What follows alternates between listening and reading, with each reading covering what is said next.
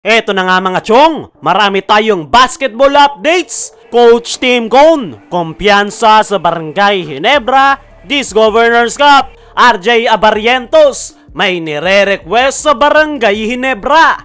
Ito kang si RJ Abarrientos mga chong, ay ang isa sa pinakabagong player ng Barangay Ginebra.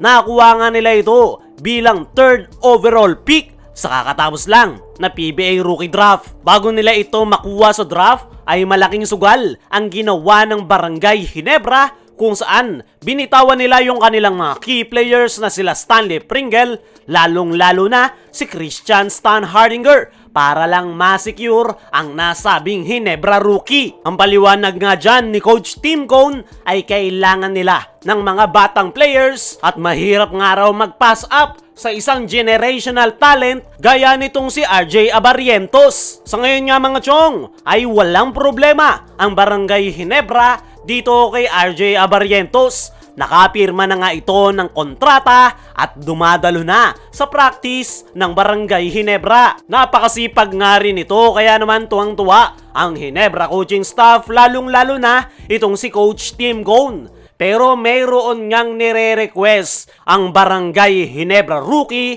na wag muna daw magretiro ang veteranong gwardya ng Barangay Ginebra na si L.A. Tenorio. Very obvious nga mga chong na itong si RJ Abarrientos ang papalit kay L.A. Tenorio dahil expected nga na magre-retiro na ito dahil kasalukuyang 40 years old na si LA at matagal na talaga nitong planong magretiro. Pero ang request nga nitong si RJ Abarrientos ay wag muna nga daw magretiro ang nasabing Barangay Ginebra guard dahil gusto niya nga raw makasabay sa hardcourt si L.A. Tenorio dahil marami nga daw siyang matututunan. Napakarami ng araw experience ni L.A. Tenorio, mapabarangay Ginebra man o Gilas, Pilipinas. Ayon pa rin dito kay RJ Abarrientos ay napakalaking araw ng kanyang respeto sa kanyang kuya sa Barangay Ginebra na si L.A. Tenorio. Pagdating niya raw ng first practice sa Barangay Ginebra ay si L.A. Tenorio nga raw agad ang sumalubong at nag-welcome sa kanya. Marami nga daw agad siyang natutunan sa first practice with L.A. Tenorio pero mas madadagdagan daw ang kanyang knowledge once na makasama niya si L.A. Tenorio ng matagal sa Barangay Ginebra. Alam nga raw ni RJ Abarrientos na hindi basta-basta yung triangle offense ni Coach Tim Cone. Sa lahat nga raw ng kupunan na kanyang nalaruan ay yung sistema daw ni Coach Tim ang pinakamahirap sa lahat dahil napaka-komplikado daw talaga ng triangle offense. Mabuti na lang daw ay nandyan si L.A. Tenorio para gumabay sa kanya. Para sa akin mga chong ay si L.A. Tenorio talaga ang pinakamakakatulong kay RJ Abarrientos para maka-adapt sa Barangay Ginebra. At tamang tao nga ang kanyang nilapitan dahil parehas na parehas sila ng position at magiging role sa sistema ni Coach Tim Cone. Gwardya pa naman ang pinaka-importante sa triangle offense dahil diyan nga magsisimula ang opensa. Ayon pa rin kay RJ Abarrientos ay aminado nga ito, naramdam niya ang pressure na maglaro sa Barangay Ginebra. Hindi man daw sabihin sa kanya ng Ginebra management at coaching staff pero nandoon nga raw ang pressure dahil isang araw ang Barangay Ginebra sa title contender next conference. Para sa akin mga chong ay kayang mai-handle ng maayos ni RJ Abarrientos ang mga pressure at pagtitimon ng opensa sa Barangay Ginebra. Marami namang tutulong sa kanyang Barangay Ginebra players, lalong-lalo na itong si L.A. Tenorio. Patungkol naman sa request niyang wag munang magretiro si L.A. ay kahit magretiro naman ito ay matututukan pa rin siya ng nasabing gwardya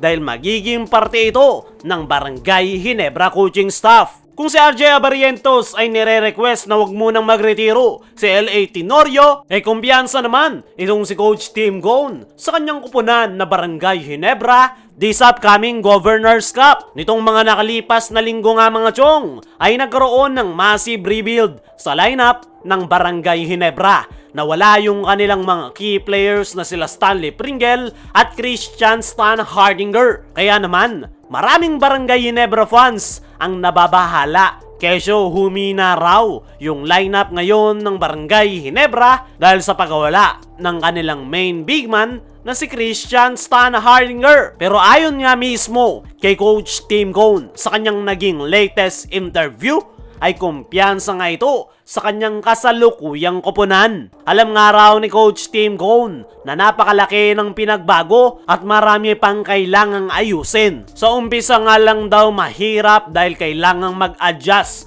ng kanyang mga bagong players. Pero once nga raw na makapag-adapt at makuha na yung kanilang sistema at makabuo na sila ng solid chemistry, ay kumpiyansa nga itong si Coach Tim Cone na maganda ang kalalabasan ng ginawa nilang rebuilding ng kanilang lineup. Para sa akin mga chong, ay mahihirapan ang Barangay Ginebra this upcoming Governors Cup. Dahil gaya ng sabi ni Coach Tim, kailangan pang mag-adjust ng kanyang mga players. Lalong-lalo na yung mga bagong salta. Pero panigurado, kayang-kaya yang magawan ng paraan ni Coach Tim Cone. Sa umpisa lang sila mahihirapan, pero in the meantime ay makukuha rin nila ang kanilang re-team. So ngayon ay todo na yung preparation ng Barangay Ginebra sa kanilang team practice. At ang pinaka-tinututukan talaga nila ngayon ay yung kanilang mga bagong players. Kayo mga chong, naniniwala ka ba na agad na makapagpapakita ng maganda ang Ginebra this Governors Cup? I-comment mo lang dyan sa ibaba.